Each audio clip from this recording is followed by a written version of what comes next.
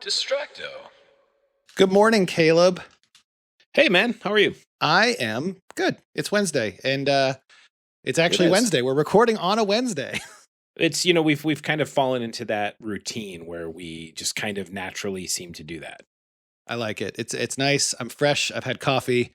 Yeah. It's that's you're one up on me. I've been awake all day, but I've got kind of one of those colds that kept me up half the night, and then I spent the morning at the DMV, so that was fun. I spent the morning at a oral surgeon a little bit, not a long time, but just to get my son had some Just teeth. popping in to have some fun. Yeah, just hang out. I hang out with my what's oral up? surgeon. We grab beers every once. No, my son had oral surgery a couple weeks ago. He had 6 teeth removed. So poor kid was not feeling the best. He had soft foods and everything, and he wanted to make sure that everything was healing nicely. So we went this morning and did that, and everything. That's rough, man. Yeah, it's not fun. They even gave him some good drugs that he didn't use. They gave him some Percocets, and I would have been like, man, I would have been all about that. But he did not use any of it. So I gotta give him props for that. Yeah, what are you doing? I'm just crushing up some Percocet for my pasta. Just doing a Percocet sprinkle it rinse on top. before I start the day. You know how it is. Oh yeah, everybody loves a good Percocet rinse. When I had my teeth done back in the 1900s, they gave me codeine, and I had to get my mother to take it away from me because I was like, I'm enjoying this entirely too much. Every time I take one of these, I feel like I'm floating in the air. It's not a good scene. I'm like, I don't know if this is what addiction feels like, but I'm feeling like I need to take this way more than they recommended. So you should probably take this from me. I'm feeling mildly uncomfortable. Pop 3 of those bad boys. I remember. You're good. I remember pretty vividly. It was maybe a day after the surgery. I was sitting on the edge of my bed in my bedroom, and I was just thinking, someone could come in my room and hit me in the face with a brick right now, and I wouldn't feel it. Wow, that's a pretty strong feeling right there. Yeah, codeine was the shit, man. I don't recommend it, but I kind of do. I mean, whatever. Anyway, don't do codeine, kids. It's not great for you. But yeah, so anyway, so yes, it's Wednesday. It's still hot as fuck in Atlanta. It's hot here today, sucks, but it's not as bad as it was. Like last week, we were in the mid 90s, and it was gross. But I was in California all week, so I missed it. But we're like it was nice in California. We're in the mid 80s here today, and this week looks like upper 80s. So it's climbing back up there. But welcome to summer, everybody. My least favorite time of year. But no, my hot take on summer, literally a hot take, is that summer is the trashiest of all the seasons. It is complete and utter nonsense. It shouldn't exist. I will take winter over summer literally any time. I don't care about the snow. I don't care about the cold. I prefer the cold. Same. But summer, the only reason people love summer is because of the nostalgic appeal to when they didn't have responsibilities when they were in elementary school. And that's a particularly American thing, I feel, and I could be wrong. Fight me. Let's take off shirts and go fight in the street. Well, with this heat, you're going to have to take off some shirts because it is entirely too humid outside. You just walk outside instantly drenched. You have to pull another shirt out, out of your pocket. You know what? It's funny that you say that because I have been known to do that, especially when I'm going to be at a place where I know that I'm going to be moving around, being really active, and it's hot as hell. I will bring a spare shirt because I sweat even at the mere mention of heat coming. And I'm not like, same. It's not like I'm like entirely like crazy out of shape or whatever. It's just that I don't know. I'm prone to sweating a lot. I hate it. I wish I wasn't. Same. Like my father is the same way, and so I inherited that from him genetically, I guess. I've always been like, I just radiate like thermal temperatures here, right? So I'm like, I'm always trying to cool down. Everyone in my house complains in the summer that it's too cold, and I'm like, what do you want this to be, like a lizard's terrarium, in this house, and they're like, let's set the temperature to 75. I'm like, fuck no, this is like, if it's not 70 or below, I'm not interested in entering your house. I want to see my breath on most occasions. That's what I want. Yeah, if I want all my glasses to be naturally chilled, pulling them out of the cabinet. I'm really hoping this whole climate change thing swings in the opposite direction, where we're starting to see like woolly mammoth come back. Because I think I'd really thrive. Hey man, in that I atmosphere. think there's the people who lived in that era were my people. Yeah. Yeah. I mean, I'm a hoodie guy. I like wearing beanies and stuff. I mean, let's make that happen. Anyway, I just got a great new hoodie anyway, so yes, I want to be wearing it. So I do too. So yeah, this week is rolling along. I haven't. I mean, I've been mostly doing podcast stuff this week. I mean, you and I talked about doing some cool promotional materials, and I think, like, you know, little things that we can give away to potential fans and existing fans. And I think that's been really kind of on my plate this week. So that's what I've been distracted by Distracto this week, is what I'm saying, Caleb. That's a solid thing to be distracted by. I endorse that 100%. I endorse it, and I recommend it to anyone else that is looking to be distracted by something. So I picked up the Star Fox remake for the Nintendo Switch 2. Oh, and so I played through some of that yesterday. That's literally all I've done this week. No, that's not true. We talked about Distracto stuff, and I'm prepping a bunch of paintings for the next couple of months, and so I'm getting all the drawings done so that I can start the painting process and have some cool new stuff for the always mentioned in this part of the show, DragonCon. And again, this is your much anticipated Flat Earth Society mural you're doing. Yes, it's just a giant middle finger. That's all it is. So. It's you pushing people off the perceived edge of the world, is what it is. Yes, exactly what it is. Anyway. How did you know? You know what? I know you, and I know what you're into, and you really love a flat Earth, and that's what brought us together on those forums so many years ago. I sure do. Love those flat Earths back on those GeoCities websites back in the, like what is it, like geocities.com/teal day Flat Earth Society or Flat Earth SOC SOC. Gateway whatever. And there has to be a lot of like flashing neon elements that just like call you to the page and you scroll down. Oh yeah, or like really shitty gifs of like a fist punching through a wall, like three and endlessly animated in a loop. Yeah.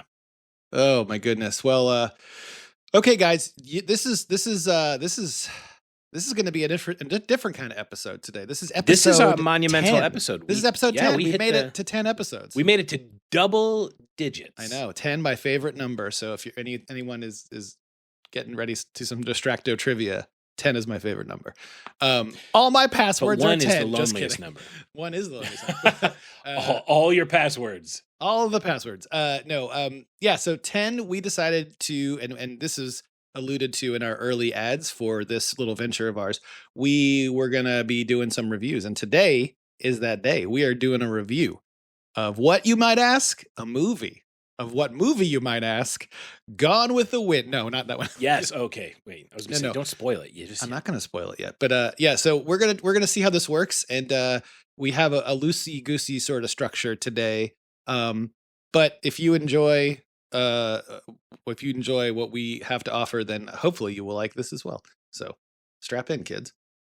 And strap in is a bit on the nose too for what this is. So it's. I think you should surgically plant yourself to your whatever seat of preference you have and put in those earbuds. You're really going for it. You're dancing around it. Like a madman here. Like a mad, let's say, surgeon who maybe was renowned for a certain specific type of surgery. Right. Maybe he's not from this country. He could be from Bavaria somewhere. Could be from Transylvania. Could be from, somewhere, that had an east and west and a wall. Maybe. So I guess we should quit tickling our dicks here and get into this. I'm sorry, that was awful. Hey man, you do what you're gonna do. But, let me take you back, Caleb, to 2009. Okay. So let's see. Where was I in 2009? I was graduating the American Academy of Art in the summer of 2009 with my bachelor's degree in fine arts. Nice. I had been married for 6 years, and I had just started, depending on when this had come out, my first year at my current job. So I've been at that same job since, which is thank you to that job for thank That's you for amazing. having me. Other key January 20th, 2009, Barack Obama was inaugurated as the 44th president of the United States. That is very true. Yeah. Very true. There was a scary swine flu pandemic, and that sounds adorable now, considering we've all lived through, or most of us have lived through COVID-19. So that's so cute, man. Yeah, Just so it's cute. like, oh, swine flu. Remember pigs? Those are cute. Michael Jackson passed away in 2009, which I totally forgot about it. I thought he had passed away later than that, but no. The year in music was dominated by Lady Gaga. I guess the Fame Monster album came out that year. Blockbusters like Avatar and The Hurt Locker. One of those movies I like. It's not Avatar. It's not the and gaming console. The release of the PlayStation 3 Slim and the Nintendo DS XL came out in 2009. So this is one's getting smaller, one's getting bigger. And economic downturn, but that seems to happen every 5 seconds in this country. So I'm not really care about that. So true. But what is the most important cultural touchstone of 2009? You might ask. Well, again, let me take you. Let me set the scene. Yes, please. There is a Dutch director, an auteur, if you will, named Tom. Well, Six. it would have to be. It would have to be an auteur at this point. A Dutch director, Tom Six, had a vision, and this vision was to make a film that basically answered the question, I should say, or even asked the question, what happens when you sew 3 people together, ass to mouth? Oh, I would say I'm not allowed to watch those movies. Like, my mom still to this day would be like, why are you watching That's that? right, kids. We're doing Human Centipede, parentheses, the first sequence today on the Distracto movie review episode.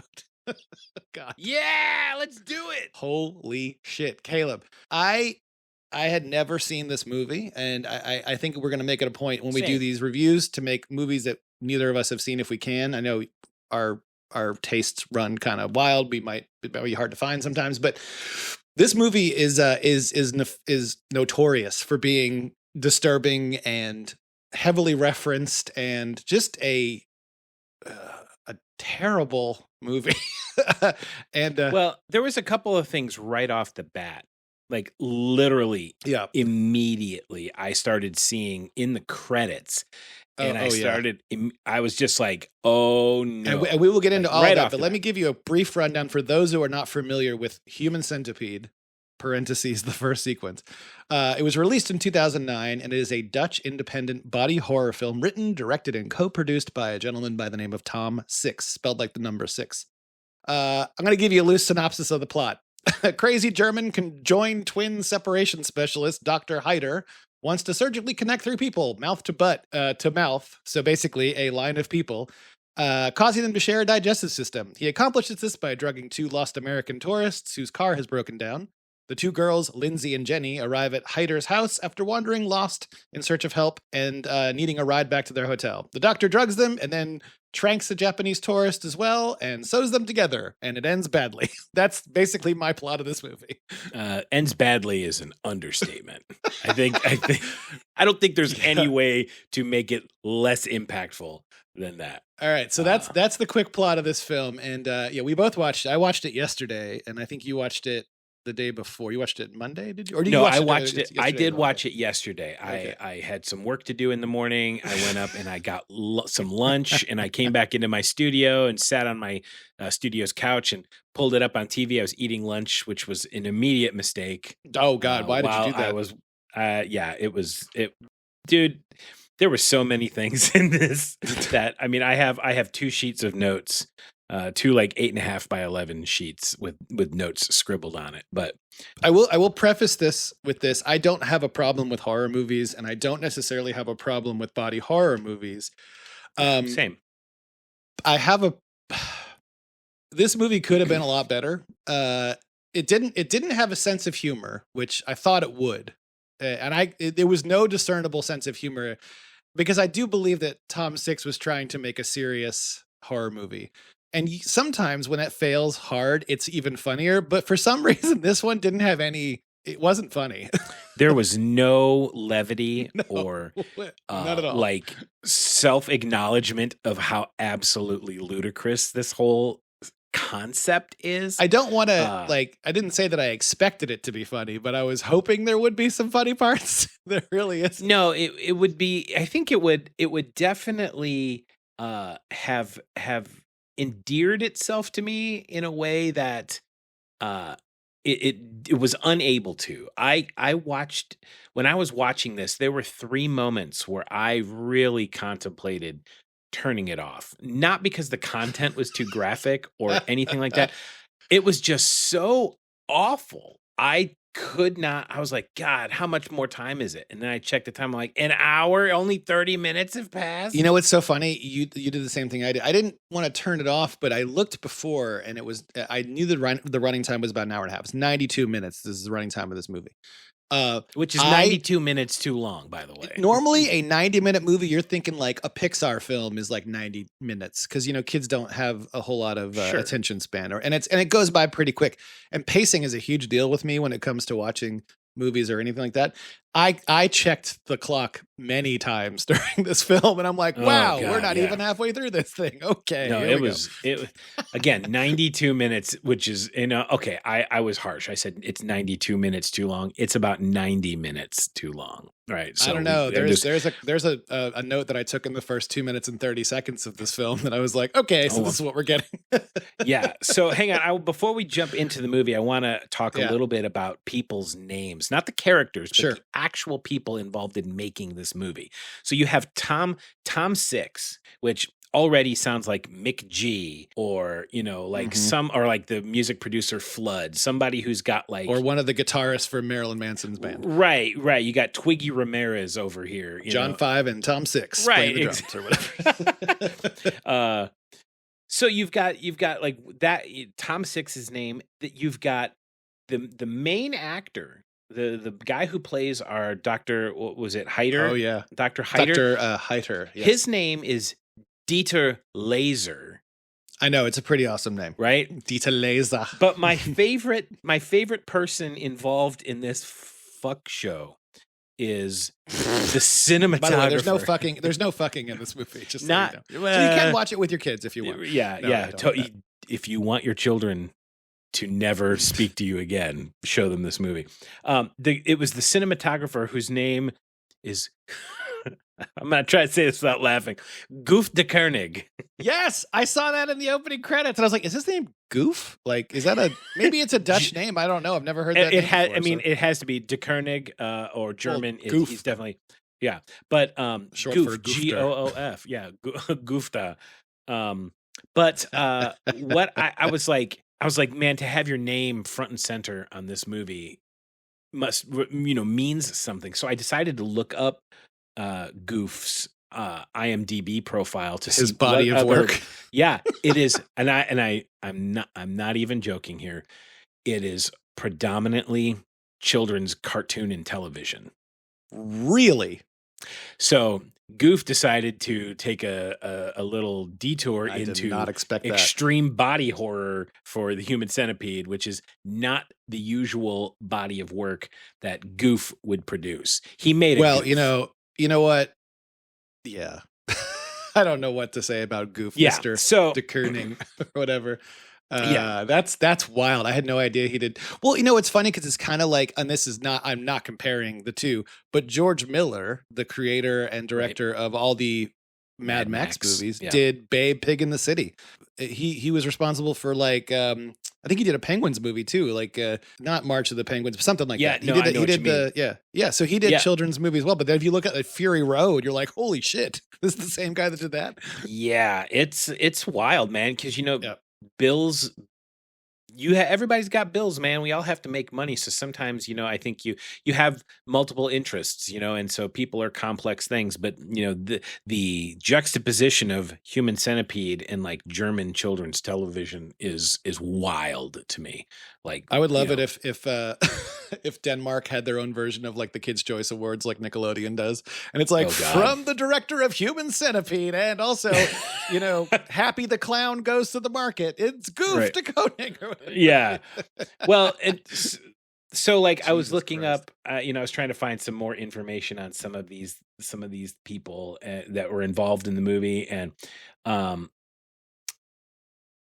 the Rotten Tomatoes tomato meter. So the critics, Mhm. obviously, this was a rotten score. It's the I thought squashed the critics were tomato. far more generous than the users were on this one. Yeah, 48%. So I mean, we're within 12% of fresh people. Hmm. That's what the critics had to say about this. The Which by the way viewers, is fucking bonkers to me. If you, that's it bananas. sure is. Man, 2009 was a different time apparently. But when I look at the Good God. popcorn meter, the meter that the audience gives it, they gave it like almost half. It's 26%. So that means Yeah. of the people who would already be like, hey, I got nothing going on, let's go see Human Centipede, only 26% of those people found this movie favorable. So I don't know what that says about the movie or the people. Yeah, they thought it wasn't true enough to the novel, and they were really hoping the the manga, classic novel that came out in the early 1920s was right, really 1920s. Okay. Yeah, 1920s. Yeah, Jeez. they really thought they really strayed a lot from the source material. The legendary novel now in cinematic form. One of the most celebrated pieces of American literature comes from a Dutch director, The Human Centipede. Directed by Akira Kurosawa. Special effects by a mall kiosk. That's generous. Actually, the special effects weren't bad. I gotta say, as a body horror movie, I mean, they're nothing to write home about, but they really weren't terrible. I mean, they to be fair, there wasn't a lot of special effects. There wasn't CG in it, from far as I could tell. There was blood work, and there was like surgical related stuff that was going on, but there wasn't like grand monsters or anything coming to life in this movie, right? So, well, I think the first thing, other than like as the movie, the opening credits are scrolling, and we've got like images in the background of like a I don't know, like a wooded area that's off the main drag somewhere. It was the side of a road. It looked like it was on any highway. Like in the United States. like he had just pulled over. There's some trees and like a chain link fence over there, and it slowly is zooming in on this car, and there's this dude with sunglasses sitting in the car, and it kind of pans into the window to see what he's doing, and he's looking at this photograph. And the thing that skeezed me out about it wasn't the photo. Did you think the same thing that I thought of when you first saw the scene? He is wiping the photo clean. Okay, now let me explain. He has two photos. One is it's a Rottweiler, right. A German dog. I'm familiar with Rottweiler, and it looks like the photo. It looks like Photoshop where two Rottweilers are standing where they're facing to the right, and then they're like almost in a line, but so it looks like one Rottweiler's head is kissing the butt of another Rottweiler. There's two of them, and then he switches to another photograph where there's three of them in that same pose. So clearly, you could allusion to what's going to happen in this movie. And this guy, like, some movies are really good about kind of hiding the lead of who's going to be the bad guy. You look at this guy from 100 yards away, you're like, oh yeah, that's the bad guy for sure. He's 100%. He looks so evil. I was like, no offense to Dietrich Laser or whatever his name is. I know he passed away a couple years ago. Or 2020. He passed away in 2020. Yeah.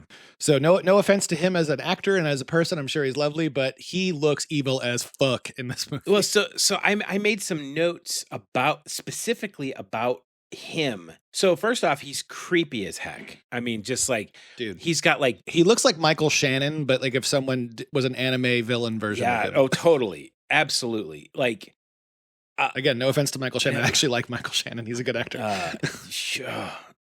Like, I'm still just trying to, his facial expression, I wrote down this verbatim, and I quote, and I'm quoting me, looks like he's holding in explosive diarrhea. His facial expression is constantly strained. He looks like his eyes are like, they're kind of bulging slightly. He's just nasty. He's an older gentleman and has obviously dyed his hair dark. So he's hiding the gray. He also has some very reptilian features. He sure does. Well, his skin feels like it's been stretched over his bones a bit too thin. He also talks like he has a mouthful of gravel. Like he's, it's just like it doesn't even matter what he's trying to say. It's just like, and Yeah, yeah. You should definitely Google search his character from this movie and see what we're talking about because it's pretty wild. And if I could dovetail on this opening scene real quick. So again, like Caleb was saying, he's in a car, he's on the side of the road, and then a truck pulls up, like it looks like a rest. It's probably a rest stop, is what it's supposed to Right. be. Like, this long, like a truck driver pulls up because he's gonna go pee or whatever. So he gets out of the truck. Creepy the doctor, who we find out later is this Dr. Hader, this lead character of this movie.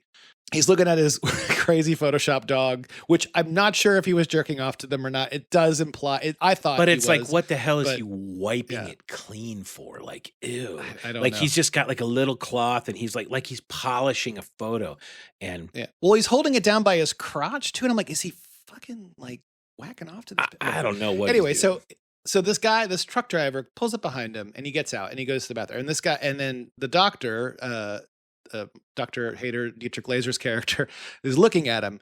And then they cut back to him, and while he's looking at him, he's in the car. They cut back to him, then he's outside the car, and I thought it was another car had pulled up, and he goes and gets a rifle out of his back seat. I'm like, wait, what? Just cruising around. I had to rewind it with like a 4 rifle. times, like, what is happening? And it was just a terrible cut. So my whole thing was like, it seems like continuity will be a problem as we're only 2 minutes and 32 seconds into this film. No, it's him outside the car, and then bad edit. Yeah. It like shows the dude in the woods taking a piss or whatever, and then it's back to him. He's in the car with the rifle now. I'm not sure what's going on. Yeah, no, it's just weird. But it's very this weird. guy is Yeah. like, I also likened him to the Tommy Wiseau of villains. Like, Sure. it's so incredibly, such a bad performance. And to Dieter Laser's credit, I haven't seen his other work, so I haven't either. But I can only imagine, based on the performances of the rest of the cast, that this is at least partially the director's fault. I will say only one of the main cast I thought did a decent job, and that was the actress who played Lindsay, the dark-haired girl, Ashley C. Williams. Okay. I thought she did. And I mean, I don't speak Japanese, so there's a Japanese character that comes in later, and he could have been doing a good job. I don't know, but I mean, a lot of it was just him yelling in Japanese through the entire movie. And I was like, okay, so maybe he's acting well. I don't know. I don't know how to read this performance. I actually wrote down, and I quote, Japanese guy is a stereotype. Like, 100%. all he does, and it's so terrible too, because it's like, why? That's an open-ended question to whatever you want to put after that. Why insert thing about the movie? It's just all he did was scream in Japanese and like flail about like an insane person. There's a scene later where there's some exposition because Dr. Hader is on the phone in his, and we'll get to it, but he's saying some dialogue, and this guy, this Japanese dude who is captured by him, is in the background just screaming, and I can't hear and I had subtitles on, so it was like the subtitles were competing with the subtitles of German. So it was German and Japanese like fighting for like attention on my screen. Yeah. So it was like, and I'm like, I wrote down, honestly, I'm hoping the Japanese dude has his mouth on an anus because he's more annoying than these other two people. It's like every piece. So like when I'm talking about, the performance of Dieter Laser, and then we're talking about our Asian character, and even Lindsay and Jenny, the two girls who are the American girls who are, and the Asian character's name is Katsuro. Okay, Katsuro. There we go. So you got Jenny, Lindsay, who are Americans, who are the absolute dumbest girls I've ever seen portrayed on film. Okay, yeah. Let's also set the scene too that this entire film kind of makes porno acting look legit good. 100%. So there's like the line delivery is awful. Anyway, so like what Caleb is saying, you're right. These American tourists are in a hotel room, and it's after this whole opening sequence of Dr. Hader, kidnapping, we suppose, this guy on the side of the road. They cut to a hotel room, and these two girls are getting ready to go out to a club because they're in Germany, they're visiting, and this woman's on the phone, and I keep forgetting it was 2009. I'm like, why don't you just check your GPS on your phone? Yeah, but they had the Nextel brick phone, so I'm like, okay, I give that a pass, fine. The GPS technology wasn't there. Yeah, she's literally on the phone with, it must be like the concierge of the hotel, asking them how to get to this club. I think she's calling the club or something. Yeah, it's this club called Bunker, I think it was called. Anyway. So very they're stereotypical German club name, like, welcome to the bunker. Das Bunker. So the girls are getting ready. The dark-haired one, Lindsay's in the bathroom, and Jenny is on the bed. Like she's already dressed or whatever. So they're having this like back and forth, like, oh, how do I get there? How far away is it? Blah, blah, blah. So that's where we meet them. And they're like, okay, not great, the dialogue. But they get into a car and they head out to this club, where their car subsequently breaks down on this wooded road in the middle of Absolute some nowhere. wood somewhere in Germany. Yeah. And yeah, so that's kind of where the scene is set of like, oh, like classical horror trope. Like these girls are in trouble. They're going to stumble upon something or someone's going to kidnap them, whatever. Something bad's going to happen to these two. So, yeah. So that's kind of the scene set. And like, so their car gets a flat. And first of all, this guy pulls up that makes Larry Flint look like Ryan Reynolds. Oh, man. This guy was crazy. like, he's like in a greasy white tank top, and he's got a cigarette, and he's smoking. He's talking to them in German, and they're like, "Can you help us, please?" And this guy says some wild shit to them in German. Oh, he does. And they can't Like, understand it. So if you have the really wild subtitles, it's like, what the crap is he saying? And then, yeah, they're like, the one girl looks up, she goes, he said fucking. And then they're like, ew. Yeah, that was the roll up least offensive window. thing he said. Yeah. This guy basically was trying to be like, he was totally trying to Me Too these chicks. But so they're freaking out because it's raining and they're in the middle of the night and they can't get a signal to call their the car service, the rental car service, to fix this car. It's a flat tire. So, they're on a road. So I'm like, okay, cool. They're gonna walk down the road. No, these two idiots go through the fucking woods. I'm like, you already saw that there's a car that pulled up, albeit a very creepy man in that car, but you could tell that people drive this road. Why would you go through the dark woods? Yeah, there was no reason for happening? them to go through the woods. It was just like let's just have them cut through the woods because that's what a movie is going to have them do. And that's the only reason they would have done that. And this is one of my favorite bad acting scenes of this movie. So they're walking through the woods and they're freaking out because they're lost, they're tired, they're scary, they're in a country they don't really they don't know the landscape, they don't know the people, they don't speak the language. They go back and forth like, typical, like, I can't believe we're doing this. They say each other's names to each other no less than 500 times, I think, in this like 2 minutes and of here's dialogue. the thing, I still couldn't remember their names because I They're just like, didn't care. It would be like if every sentence I said to you started with Caleb and ended with Caleb. That's kind of like, it's so fucking crazy. Yeah, it was obnoxious. And then literally I'm like, wait, like 10 minutes later, I'm like, wait, what are their names again? It doesn't even matter. I couldn't remember which one was which. I remembered their names. I just couldn't remember which one was Lindsay and which one was Jenny. So actually, and Jenny was the dark-haired one, Okay. and Lindsay is the curly hair. The one with the curly hair. Okay. Yeah. So, no, I'm sorry. Lindsay was the dark-haired girl. Jenny was it. Did I just say that? I think I just said that. Anyway. It doesn't so these two matter. idiots stumble. None of this matters. Okay, I'll set up and then I'll hand it off to you. These two idiots stumble across a house, and it's like in the middle of a clearing in the woods. This is his house, and it's a nice house. It's not like a creepy cabin or anything. And they go knock on the door. First of all, it takes them forever to find the front door of this house. I'm like, really? Just go around the other side, you dummies. Yeah. What are you doing? Anyway, so they knock on the door, and the first thing our hero, Dr. Hader, says is, "Are you alone?" Which isn't a red flag at all when you ask that, "Are you alone?" And before he even opens the door to ask them that, he's like got that little window next to the door that he's like staring at him through. Like, and it's like these giant like bug eyes kind of look, and he's like, squinting, and it's just the most obnoxiously creepy look. Like if anybody... I don't care if it's the middle of the day, downtown Atlanta or Chicago, or like the most nice neighborhood. Somebody comes to the door looking like that. I don't care what's going on. A friggin' tornado is about to pick me up. I'm not going in that house, right? But then he opens the door and he says, "Yeah, are you alone?" It's the wildest first thing to say to somebody. And they're like, "We're all wet. Can we come in?" And he's like looking them up and down, and then he's like, "Okay.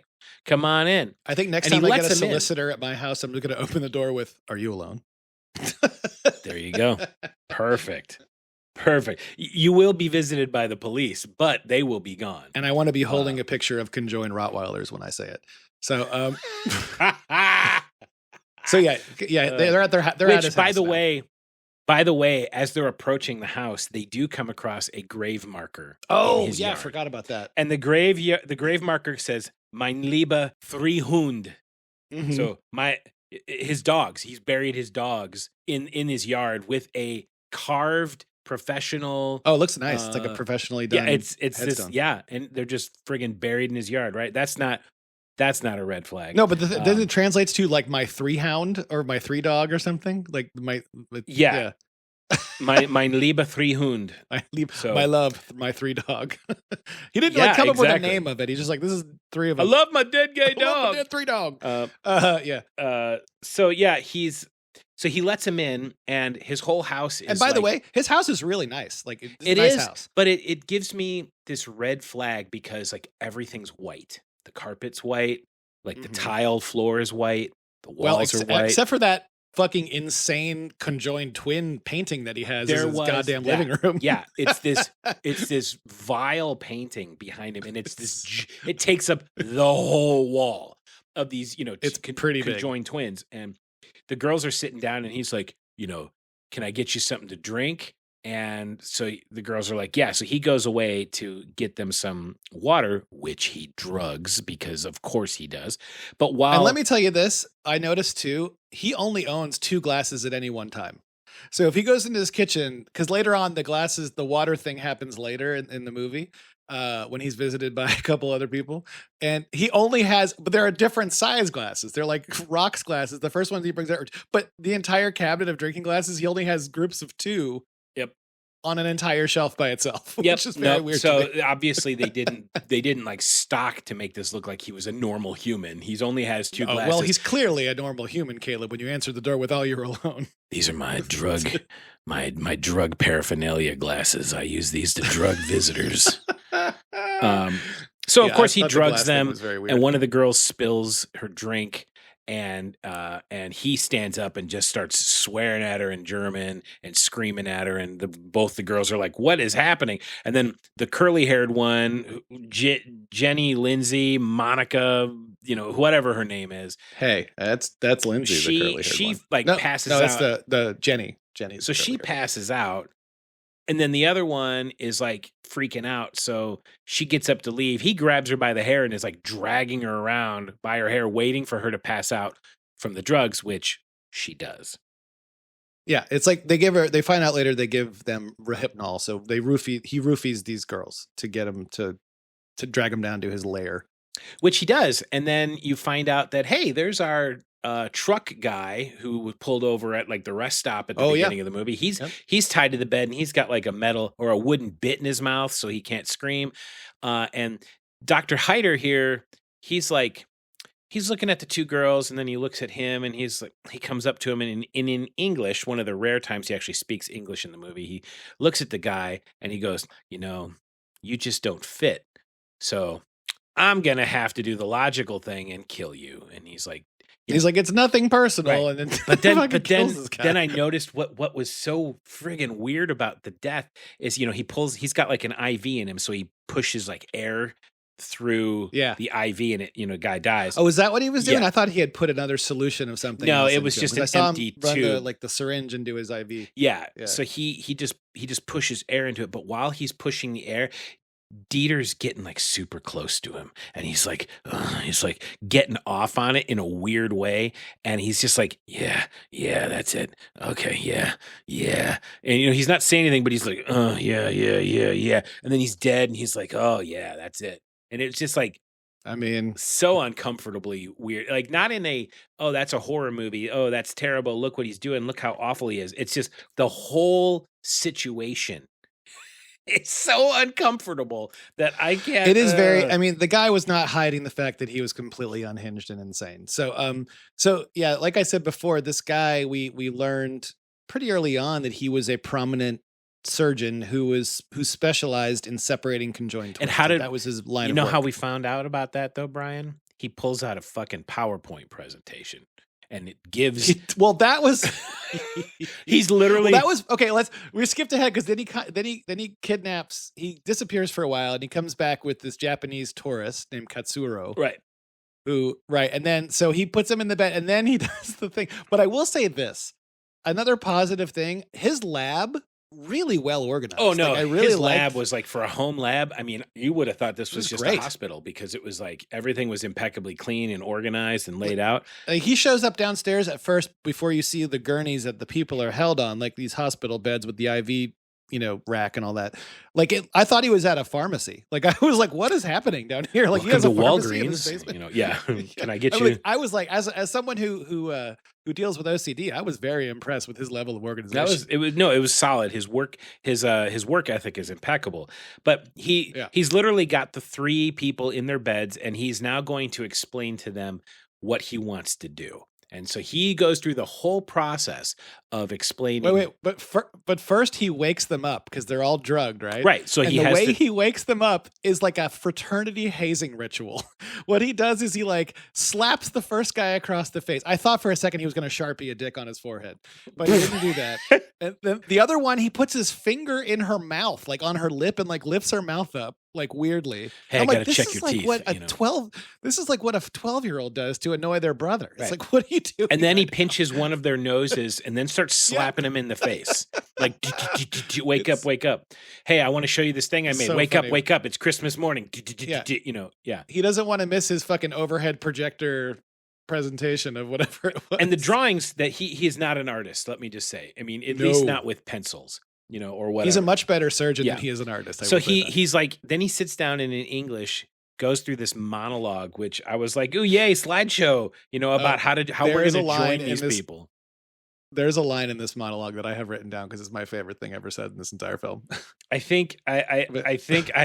hope it's the same thing I have written down because I had to write this down. He's going through the process, and he explains this whole thing where he wants to connect three people together. If you're like, picture you're down on all fours on your knees, and then the one on the far left is connected to the middle person's butt. The one in the middle is connected butt to butt, or mouth to butt to mouth, and then the one on the end is like the head of it. So there's like three people, kind of like the dog picture, but with people, right? Basically, but their faces are sewn to the butts, like connected to the anus. So whatever passes through the one person goes into the other, through everyone. And it's a chain. And so he busts out and he's very proud of himself because he's I guess developed this technology for whatever the fuck reason, and he's like, a beautiful 3-hound construction, which sounded like he was selling a house to me. It was like, look, we have a beautiful 3-hound construction in a great neighborhood close to a good school.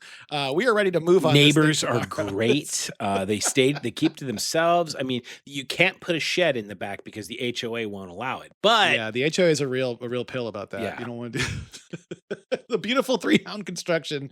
Possibly should have been the title of this. So, of course, now everybody, after this PowerPoint presentation and they see what their fate's going to be, he starts to now I'm going to push some drugs into your system to knock you out so we can start this procedure. And the Asian guy is screaming. The two girls are screaming. One of them blurts out my favorite quote of the movie, which is, "Oh, God, I want my mom." Oh, I almost wrote that down too. I'm like, all right, well, I mean, I understand you're in distress, and I understand this is a very crazy situation to be in, but what is your mom gonna do? I want my mom is literally what one of them screams. And it's like, hey, that was hon, the curly haired girl it. that said that. I get it. You want that comfort. You want the innocence, your innocence back, because some guy just told you he's gonna join your lips to your best friend's asshole. And then when she does her business, you're gonna have to eat it. Yeah. Hey, Caleb, when in Germany, you gotta just roll with it sometimes. Man, or Denmark. Who the hell this who hasn't been in a human centipede? Okay, I mean, like this is just he also kink, I totally forgot. He also referred to his creation during this presentation when he's basically giving his evil plot away to his victims. He calls it the Siamese triplet, which was my favorite Smashing Pumpkins album. It was very good. that song Splish Splash was an amazing song from that record. That's how the song "Today is the Greatest Day to Have My Mouth Sewn to an Anus" was also pretty good. Oh man, the guitars on that are just sublime. I forgot.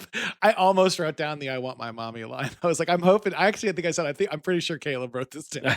God, I want my mom. I literally just stopped. I put my fingers across the bridge of my nose and closed my eyes, like in oh my God.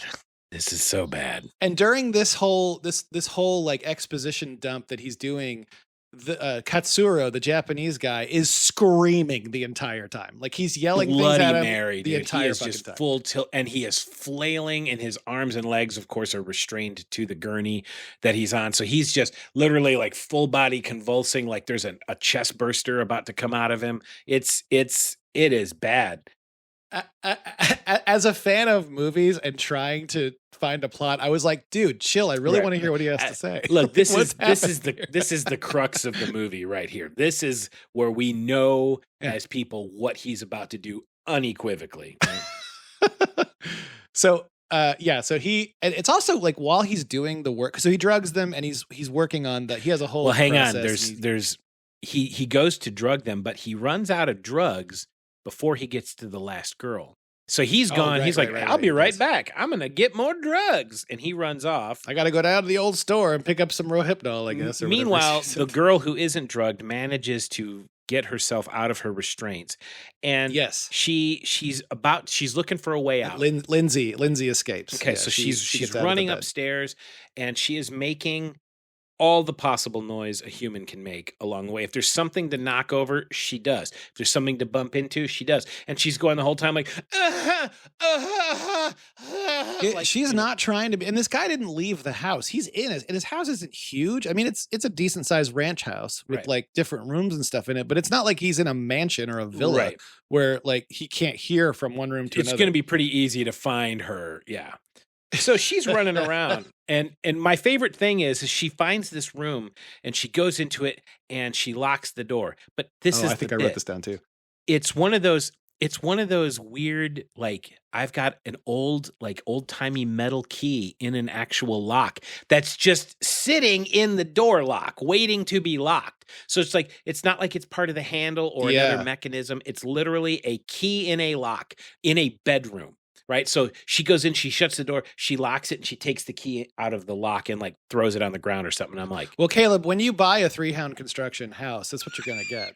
Not only is the HOA right up your ass, but all the doors are done with an actual skeleton. And also another mouth is right up your ass. Well, I also thought it was pretty hilarious that this evil surgeon that is clearly smart enough to figure out this very insane process to do, and being renowned as someone who has done surgery, on a public works level, is thwarted by a locked door in his own house and found it necessary to go outside to the yard and break the window to get in. And also before that, putting on sunglasses before he decided to do this.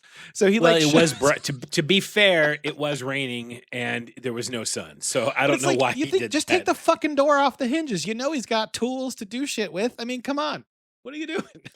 Yeah, and he just instead stands outside and starts pounding on open the door. It took him forever to break that plate glass window too. Like he was using like a lamp or something to get in, or no, he was using the rifle butt to get into the window.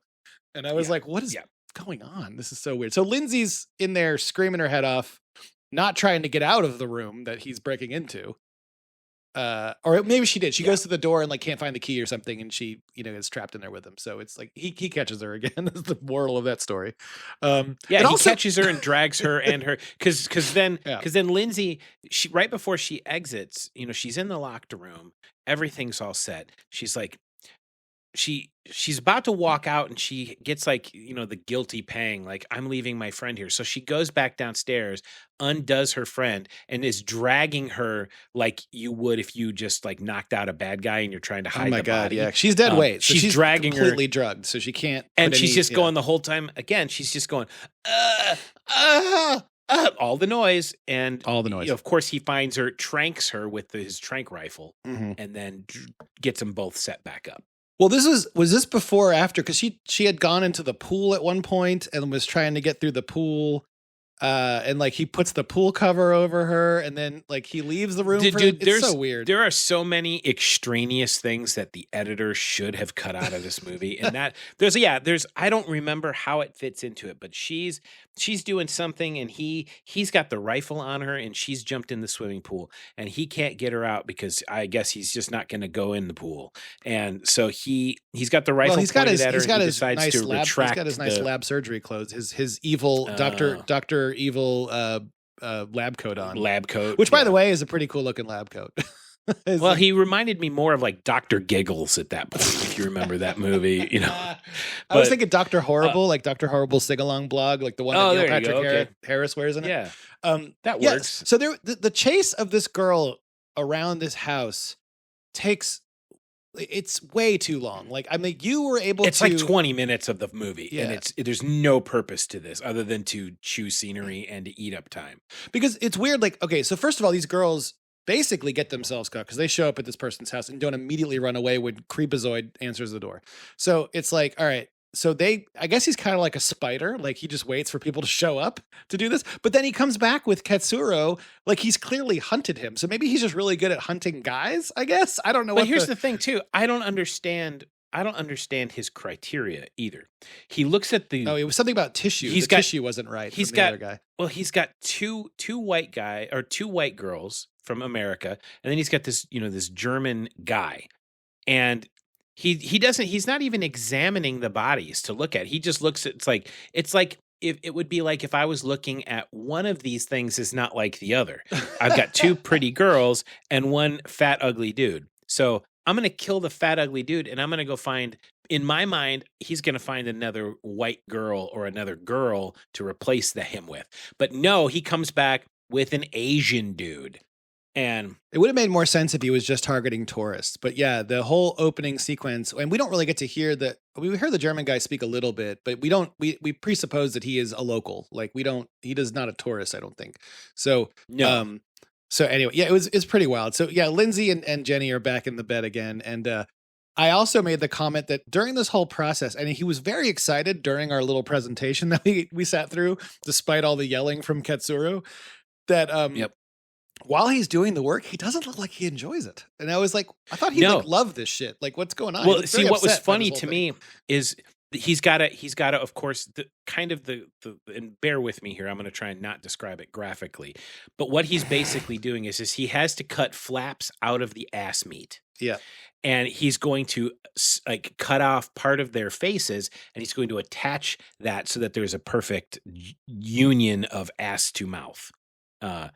And so when he actually takes the scalpel to the butt, of Katsuro's butt to carve the flaps, it is like he has never held a scalpel before. And for a guy who is apparently the world's best surgeon when it comes to like removing or separating conjoined twins, he is literally like, I stabbed the scalpel in as deep as it goes and then saw it back and forth across the ass. And I'm like, sir, I'm no surgeon, but I don't think that's how you do that. They treat scalpels in this movie like no one has seen a scalpel before working on this film.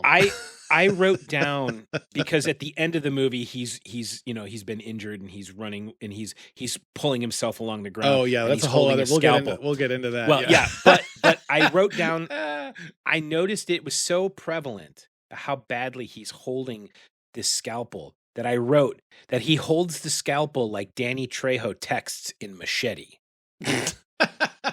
Which was he held the phone and just like smacked it like a caveman would hit it, and then he's like, there, I texted, and he's holding it like just meat fisted, all fingers curled around it. It's just sticking straight up out of his hand like, ha ha, I have a scalpel, like a little kid would. And so the whole time he's doing anything with a scalpel in this movie, it is like, it's not delicate, it's not elegant. No, it's very bad. It's not a man who loves his tools. It's a man who absolutely disdains the things that he's holding. So yeah, despite his lack of scalpel dexterity, he does successfully combine our heroes in a human centipede format. And the way that they did it was actually pretty tasteful as far as presentation of the reveal of the thing. So like they're all, I mean, all the people are wearing like diapers basically in a sense, except for the people, right. Well, the end one, I guess, is wearing a diaper. The middle ones aren't because they're connected. They don't have anywhere to drop anything except into the mouth of the person behind them. And there's like a piece of gauze, like wrapped around where their faces connect to the butt. So you don't really see the connection point. You just see like these scars going up the side of the cheeks. and everyone's topless. I mean, it's not gratuitous, but it's like, they obviously it's Lots of boobs. It's hard to put clothes on when you're in a human centipede, apparently. So, so basically, he wakes up, and the next scene after the surgery, I think, is when he's wearing a suit and he's in his own house. He's all dressed up. It's daytime, and this creation of his is laying on the floor in his living room or his front room or whatever, like a dog would lay, on the floor. Right. And he's like, "Oh, you're my pet now." And this is basically where this movie like takes off, as far as like, I have this thing and now you're my pet. And he's trying to train this human centipede like his Rottweilers, I guess. So, well, yeah, there's a spot that happens right before that, which struck me as this is where I just literally burst out laughing uncontrollably. Because he right in the scene where we're describing the reveal of this human centipede for the first time, he pulls out this golden mirror. And he's showing each of them, look at how beautiful you are, right? He's showing them. And they're all like moaning and wailing and crying in the way that they can. From here on out, the girls' only dialogue are moans. So they're like, Yep. That's all the speaking ends for them after the human centipede part, because they're both at the end. They're butt to mouth, both of them. So this is what absolutely just pushed me over the edge. He starts to weep. Oh yeah. He gets on his knees and he is like, he's crying. Look how beautiful you are. I wrote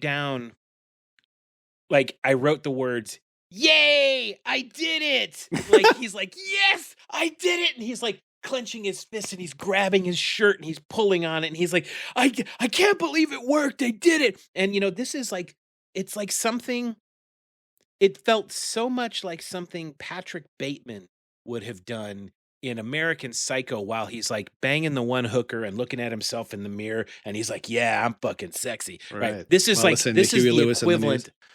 Right. This is the equivalent of that. But for Dr. Heimler or whatever his name is, Hitler, Heimler, Dietrich, Heitler. Yeah. None of it. Guys listening, none of this matters. Whose first name is Joseph, by the way, which I don't think was ever mentioned in the movie, but it is mentioned in his cast credits. So there you go. Not at all. Not at all. Another thing too, which I thought was pretty funny, throughout this whole movie, the music was basically, it sounded like they got royalty-free Halloween playlist music from like. It sure was. Pretty it was bad. Yeah. Mm-hmm. It's like wind blowing and like weird, like creepy noises. It's not really music. It's just weird sound effects in the background. If you listen really hard, you might hear "trick or treat" in the background or something. Hello, I half expected to hear like a witch cackling somewhere. But, so saying this movie had a soundtrack is doing a lot of legwork, because it really didn't have a soundtrack. No, it was more. Yeah, there was no sound track at all. So during this next few scenes of him, like he gets them to walk and he takes them out into the yard. He's trying to get them to fetch a newspaper. He's treating them like a pet. Clearly, Katsuro is not happy with his current situation, so he's like fighting back, dropping the newspaper. At one point, he bites him in the leg, because he's like, he fucking, obviously, he's upset. He's a human centipede now, so he doesn't want any part of this.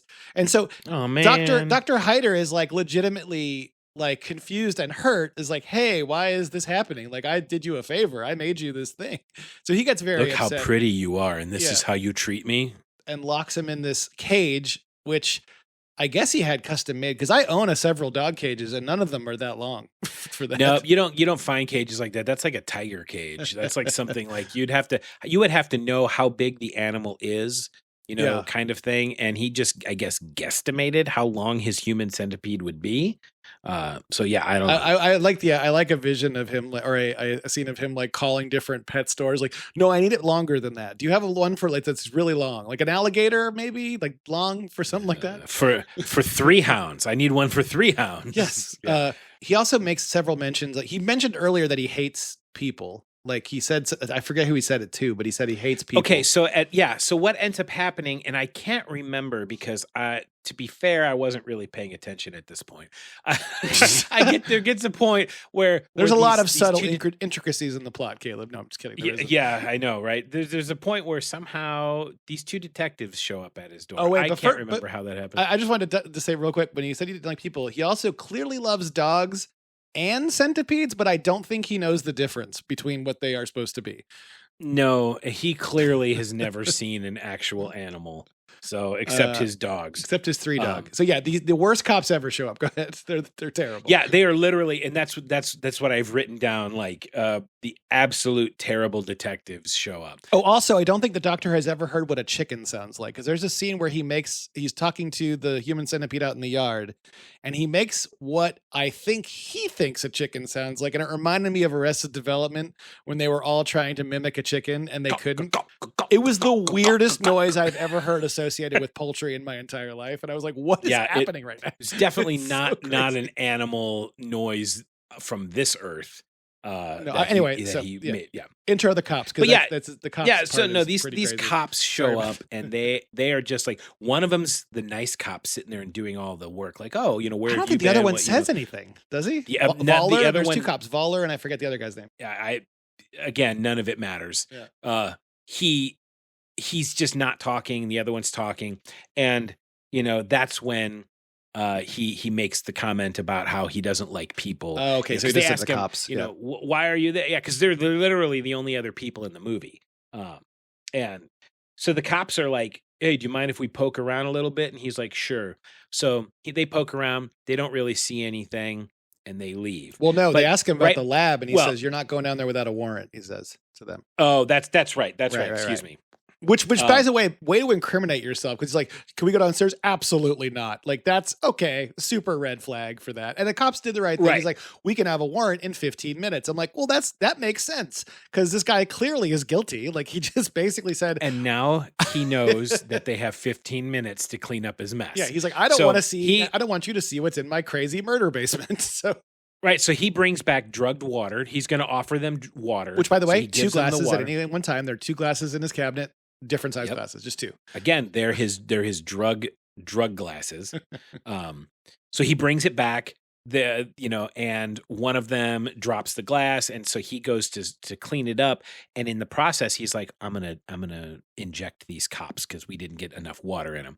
So he goes back with a syringe, and like a dumbass, he drops the syringe while he's. It was in a towel, I think, because he spilled. He got a towel, and the syringe of the drugs was in the towel, and he dropped it. Yeah. Yep. So now the cop's like, well, what's this? And he makes up some lame excuse. He says, I'm diabetic. He says, I'm diabetic. Right. Yeah, that's which I mean, on the fly was pretty like, all right, well, that makes sense. So now the cops are like, okay, we'll be back. And they both leave. And then Hyder is like, oh man, shit's about to get real. So he's like, this whole time that they've been doing that, or that they've been upstairs interacting, the human centipede down below has been trying to come up with a plan to leave. So they have been they've gotten off their gurney. They are all working in unison to climb, to do these things. Katsuro notices that Dr. Hyder has left because they were on the thing. I guess he was doing some more work on them, because they inspects them and they find out that, or Dr. Hyder finds out that the girl in the end, Jenny, is not, the experiment hasn't taken to her very well. So she's infected. She's got blood poisoning. Right. She's got blood poisoning. So she's dying in a sense. So he's going to replace Jenny with one of the cops, we presume. Which is what's funny too, is when he's checking her face and her incisions aren't healing properly. Yeah. And he just basically is like, oh man, what's this? And so he's like squeezing pus out of the wound, and it's like this yellow. It's like antifreeze. It's like, it is neon yellow. Yeah, it's definitely not looking anything so good. Your body would produce. I'm not an expert at making human centipedes, but that's not really what you want. So when you really want them to be when healthy. you're going ass to mouth in something like that, you need to keep all wounds clean at all times. It's probably not a good thing to do that. Right. No. So Katsuro doesn't speak English and the girls can't talk. So he basically mimics to them his plan. So his plan is to take the scalpel off the table and then work their way off the gurney, up the stairs, and try to escape. And so they're in the process of doing this, and they're making a ton of fucking noise. Like, they're just like, he's like going itchy knee, like 1, 2, so they all can move in unison together up the stairs. And so he's got this, that was actually, sorry, the doctor comes down before they make an escape. That's right. So he gets I look at this movie's confusing. It's so twisted turned. So he grabs the scalpel, but not in a good No. way. It's a way that it's like none of these parts make sense Right. to begin with, so there's no logical flow from one to the other. So he grabs a scalpel. Dr. Hyder comes on after the police fuck off to go get the warrant. And he ends up stabbing the doctor in the foot, and it looked like mid-thigh. I couldn't tell because yeah, he gets him in the foot, and then it looks like it's the knee. Maybe so it's it's the like knee. right. All right. Because that makes more sense. So that way he can't really walk. Yeah, the doctor, like, I'm like, I've had cuts on my foot before, and I've been cut in the leg, but it doesn't mean I can't walk. Like, it's just the doctor is basically, first of all, he passes out because after he stabs him, Katsuro goes over and bites a chunk out of his neck, and I thought he was going to rip his throat out, but didn't. Yep. But see, here's the funny part too. I noticed that he's bit this chunk out of his neck, and the doctor is laying on the floor. There should be blood starting to pool. There's not a drop of blood on the floor. No, it's just like a chunk of meat that comes off his neck. Yep, there's just a chunk of meat, and it's just like a red hole on the side of his neck. He should be gushing blood because he's like ripping out the jugular. But no, that doesn't happen. So he just passes out, and I don't know why the Katsuro really just didn't finish the job. Like, kill the guy. He's like right there. Right. Yeah. Anyway, so this is when they crawl up the stairs. So after this little tussle, doctor passes out. He's on the floor. They crawl up the stairs. Like, itchy knee. They do that stuff. And then they're I guess their knees are still healing. So they're bleeding a little bit on the stairs. So it's a little slippery. And they get up to the top part of the house and they try to make their way to the bedroom because the middle girl, who really can't talk, but she's like tapping him on the shoulder and pointing because she knows there's a broken window. However, she didn't realize that the window had been fixed in an earlier scene because she was in the basement. So she was like, oh, we can get out this way because clearly he hasn't had this window fixed in the 20 minutes since it happened. Yeah, it seems like it's been about that. Like all this happens in like seemingly like one day, but obviously it doesn't. So the doctor wakes up while they're in mid crawl up the stairs. I think they had already reached the top floor of the house. And the doctor is also crawling. And then there's a scene where he stops on the stairs and licks the blood. And I asked, so he's a vampire now? Because it looked like he got like an extra boost of energy from the blood. Yeah, from the, I was like, what is fucking going on right now? Yeah, so they're just like at this point in the game, they're adding weird shit for him to like have. Like, I mean, if it was like it was just to like push the fact that he's insane or whatever. Yeah. So, but we don't need that. We already know clearly he's nuts. Him licking the blood at that point is just like, what the hell is happening? Right. But by the way, they were screaming the whole time the cops were there earlier, but they didn't hear them. So I guess he had soundproofed the lab or something because it wasn't brought up. But I assumed. Because the Japanese guy was screaming his head off the whole time the cops were upstairs, but they couldn't hear him. But that's like all, to be fair, that's all his character did. He pretty much shouted every line he had in that movie. So the characters are all trying to escape. The window's been replaced, so they manage to grab this lamp and they're trying to break the window, but they can't quite get it, and they I think manage to at some point. But at this point, Dr. Hyder has showed up and he crawls back into the room and he's got a scalpel. He's got the scalpel that they left downstairs for some fucking reason. And so our Asian guy, what's his name again? Katsuro, yeah. Katsuro. So he grabs played by a chunk of glass. Akihiro Kitamura is the actor's name who plays Katsuro. So he grabs a piece of glass. And then the whole human centipede, it's a production to move. So they end up turning around. Okay, meanwhile, he had a heavy-ass lamp. He had a heavy-ass lamp as a weapon, but he decided to pick a 1-inch shard of glass. So he's got this 1-inch little chunk of glass, and the doctor is in the doorway, watching, they're like having a confrontation. And then what to me is the most utterly asinine thing that happens in this movie. So fucking dumb. The Japanese guy goes into this absolute heartfelt monologue.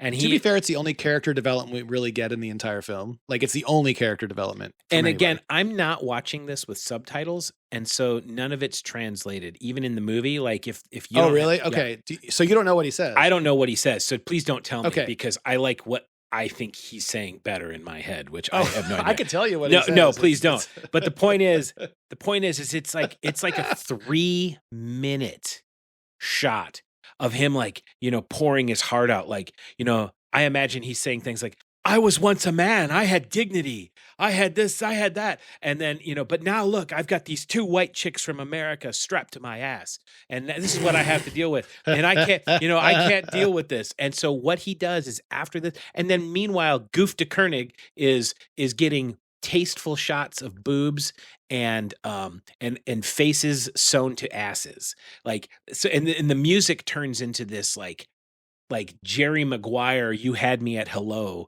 kind of swell of music. Katsuro kind of has a come to Jesus with himself, and he's like, I deserve this. And basically that was the long and short of what he said. And so he takes the shard of glass and cuts his own throat, killing himself. And I think the doctor I was like, is surprised, and the two girls are like, what the crap are you doing? Mind you, the girl at the very end is sick with septic shock and is on the edge of death. Well, she's very pale, and actually it is the scene, I think, shortly after, because the cops show back up again with the warrant during all this. Yes, and a big snafu happens where both cops end up dead. And okay, but let me explain how this happens. So the cops go in the house. The doctors obviously can't answer the door because he's in the room dealing with his almost all dead human centipede, his human duopede. That's yeah. So Katsuro basically says, "I've been a terrible person. I deserve this," or something to that effect.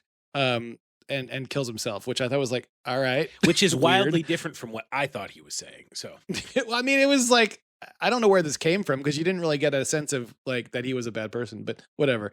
So the doctor's on the floor and he's basically hiding from the cops. He can't answer the door. So the cops bust in with their guns and they split up. And meanwhile, so Lindsay and Jenny are in the bedroom and the doctor hides somewhere. He crawls his way down to like the pool. He has a pool inside of his house. We mentioned it earlier.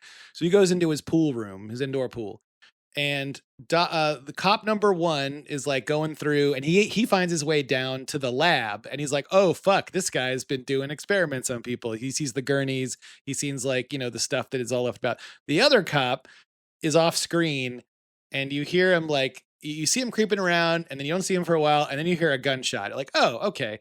So they cut to the pool with this other cop who shows up to find his partner, and the other guy's dead in the pool, and the doctor has the gun with a bloody scalpel. So, and there's like no way that the doctor in his condition would have taken over that guy. Not enough to have killed him and the guy to have fallen in the pool. Like the doctor couldn't have reached up and stabbed him in the guts or anything like that. It just wouldn't have happened. So he would have obviously was like all the way across the room. If you walk in with a gun and see a guy with a knife, you're gonna shoot him like 30 feet before he even gets to you. Right. So it's like, that was if you're a cop. Yeah.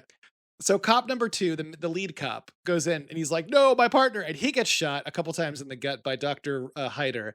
But then on his last like breath, he shoots him dead center in the middle of the forehead and blows his doctor's brains out. He falls in the pool. So the doctor's dead. The doctor's now dead. The two cops are dead.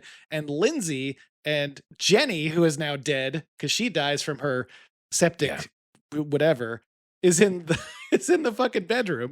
And so this middle of the centipede has two dead bodies. Right. And she has no way to disconnect herself from them. Like I thought in the scene when they're first starting to make their way out of the gurney area, and he reaches over and he grabs the scalpel.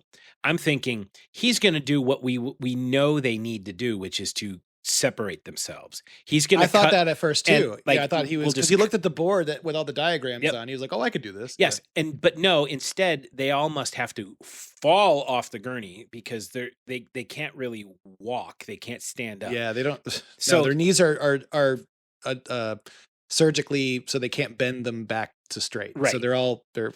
So it's like. So there's no connection to why he got the scalpel in the first place. So now she can't move because she's got a human behind her attached to her ass, and her mouth is attached to Katsuro's ass. So she's the middle of the centipede, and the other two sides are dead, and has no way to disconnect herself. And literally, then it just pans out to the house and rolls credits, and we just hear her moaning.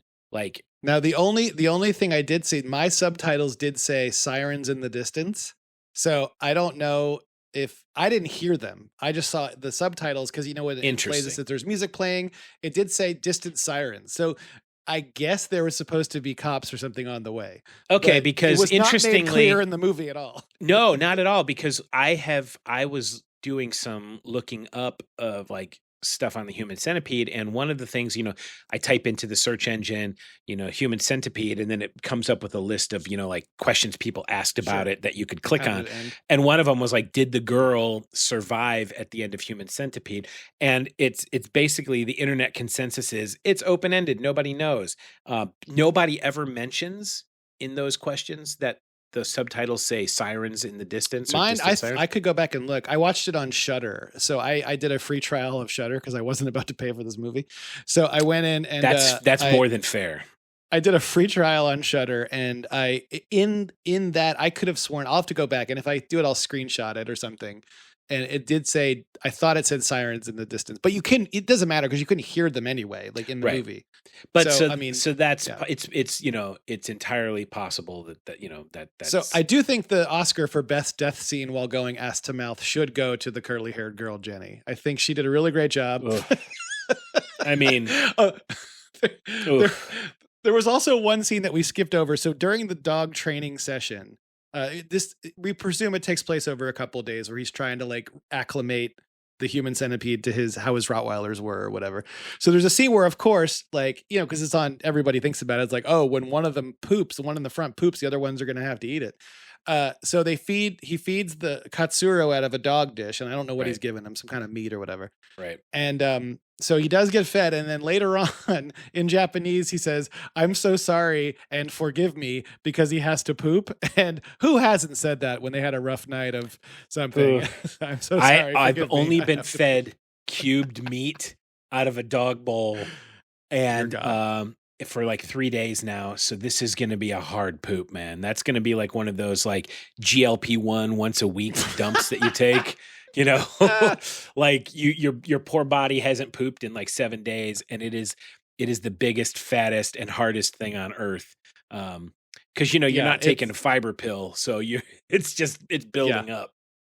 So that's how this train wreck of a movie ends, and it's like there wasn't any like clever nods to itself. There wasn't any humor really in it.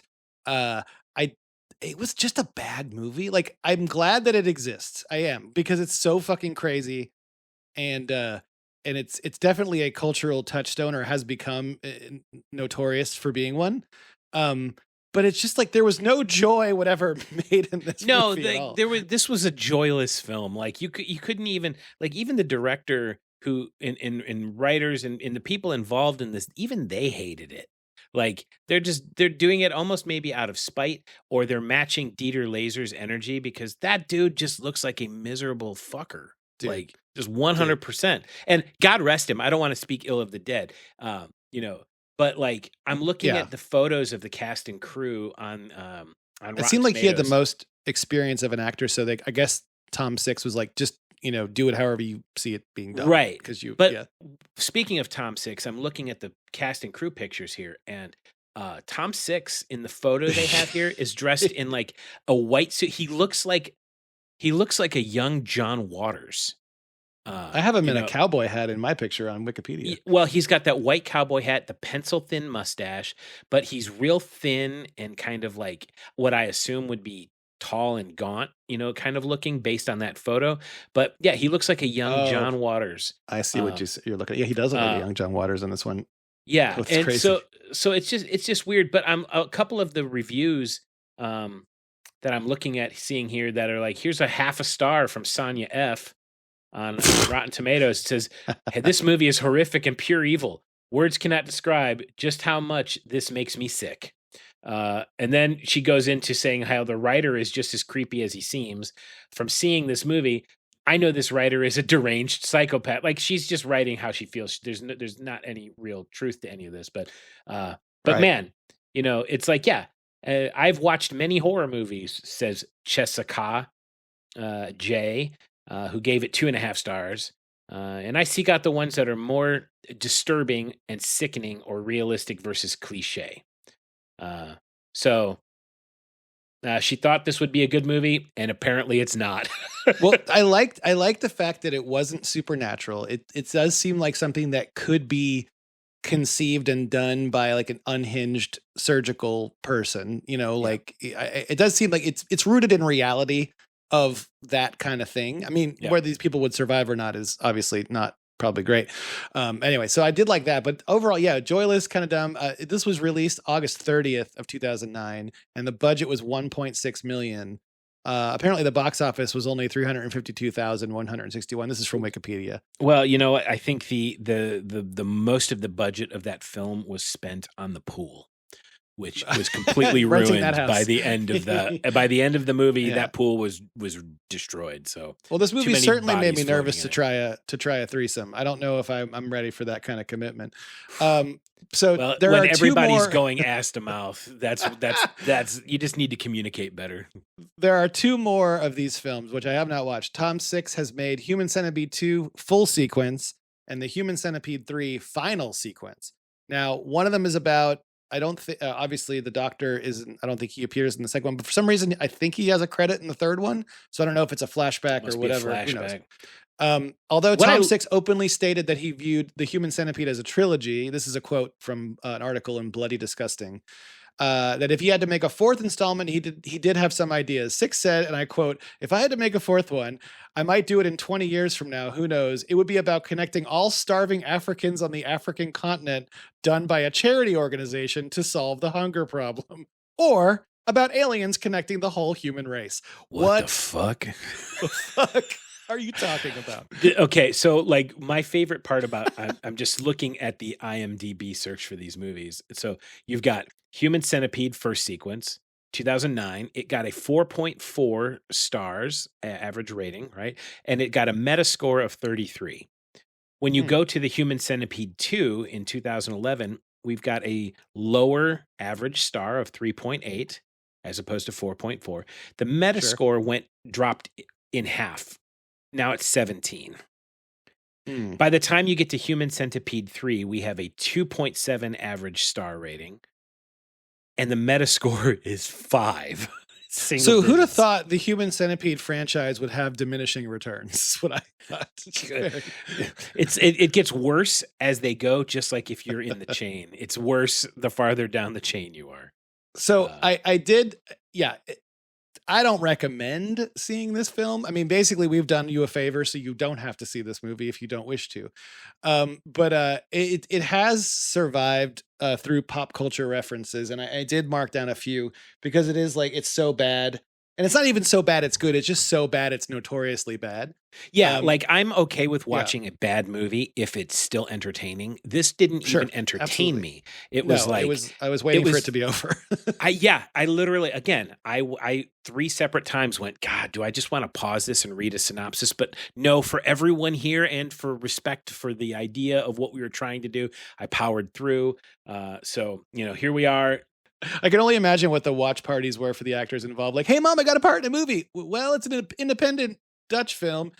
Can you watch it? I'm going to be the middle part of a centipede of people connected ass to mouth, and my titties are going to be out.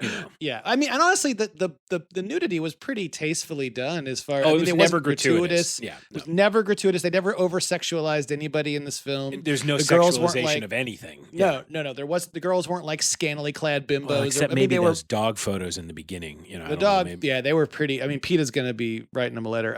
But so the pop culture references, the one that I think I played for you before, it's a Australian comedian by the name of Tom Cardy, who is fantastic, by the way. You should listen to all of his stuff on Spotify. Cardy is how you spell his last name. And a woman also from Australia named Montaigne, who's in a band. They have a song called Red Flag, and it's hilarious. And I'll link all this stuff in the show notes, but it's basically a bad date gone wrong, and they reference Human Centipede in it, and it's very good.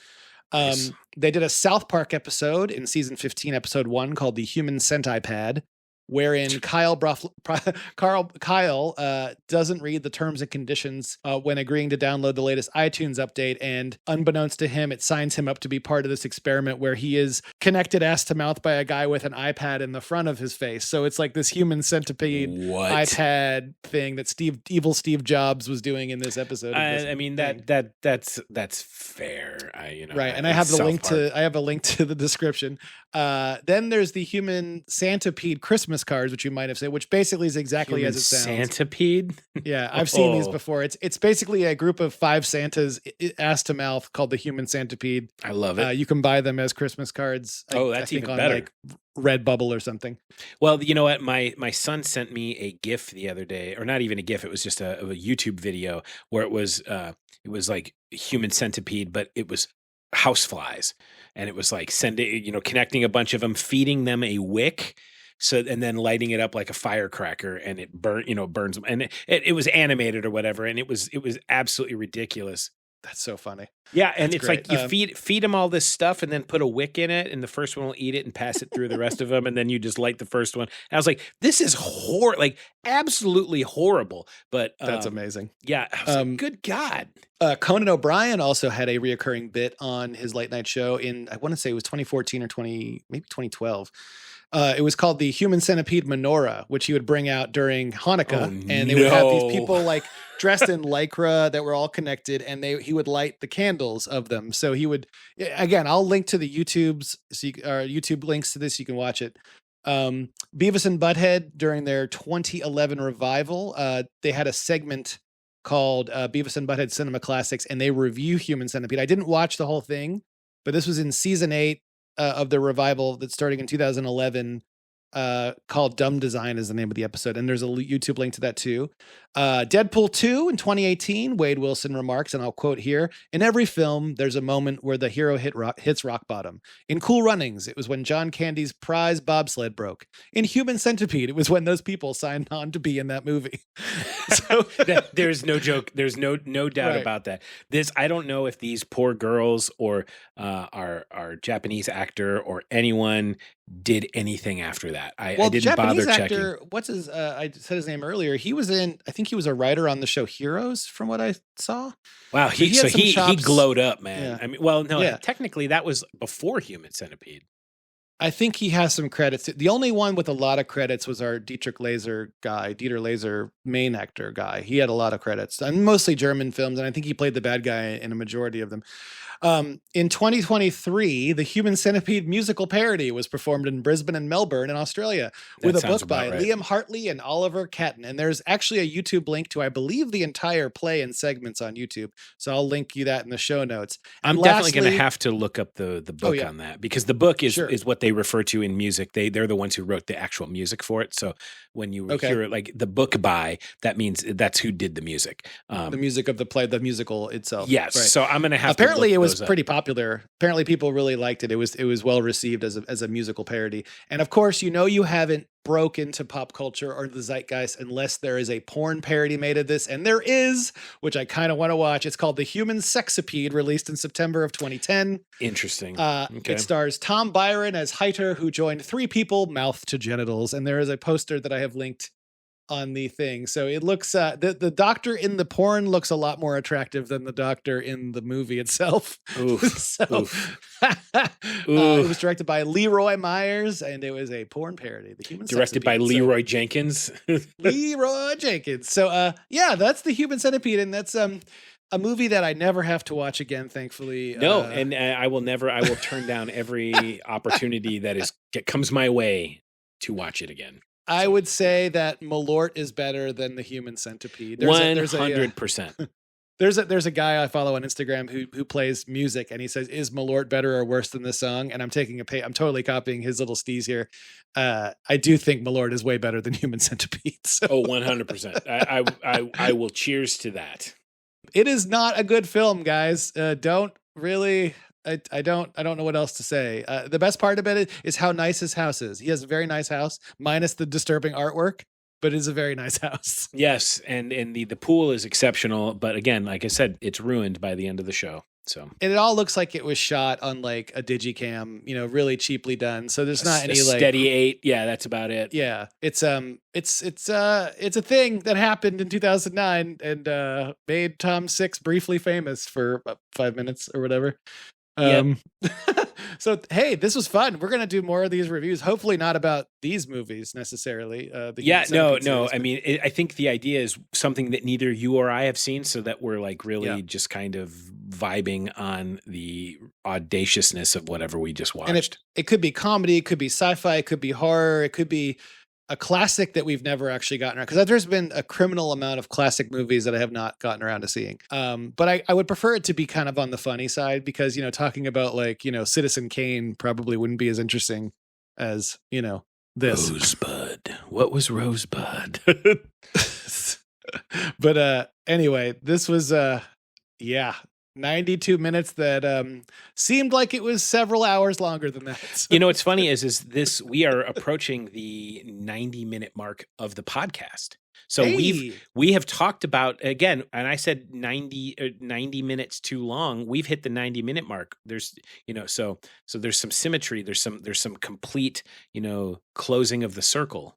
We did that on purpose. We totally did that on purpose. I'm just kidding. By the way, there's 2 music credits in this, and the audacity giving the music in this movie to 2 people is crazy to me, because the music was nothing. It was just means 2 press people play on Halloween playlist.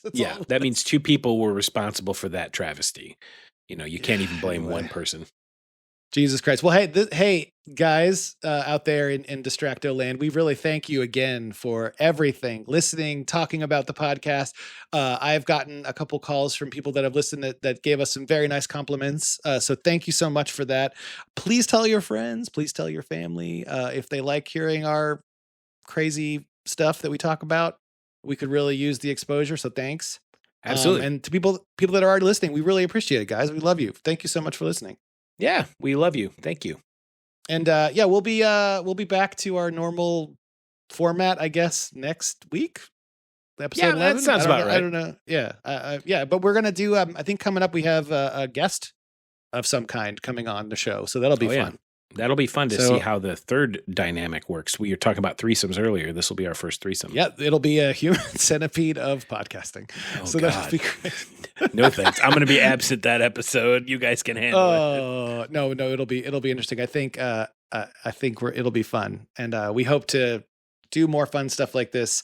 Probably every 10 or so episodes, do a review of some kind. I think would be great. That'd be fun. Well, anyway, hey guys, as always, while Distracto can't solve your problems, it can distract you from them. I'm Brian. I am pretty sure I'm Caleb. You are. And we want to thank you for being a part of our Human Centipede today. Thanks. 10 episodes down, 1,000 to go. Thanks, guys. Love you. Bye.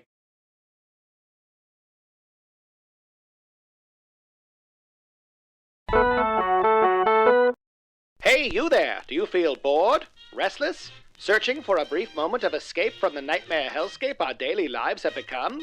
Well, have no fear! Distracto is here! Distracto is a podcast that distracts from the drudgery of the daily dumpster fire. Join hosts Caleb and Brian each week for a dose of pop culture, reviews, comedy, deep dives, interviews, or just listen to them get lost down internet rabbit holes. Subscribe to Distracto today, where all fine podcasts are found. Follow us on social media or contact us at distractopod@gmail.com.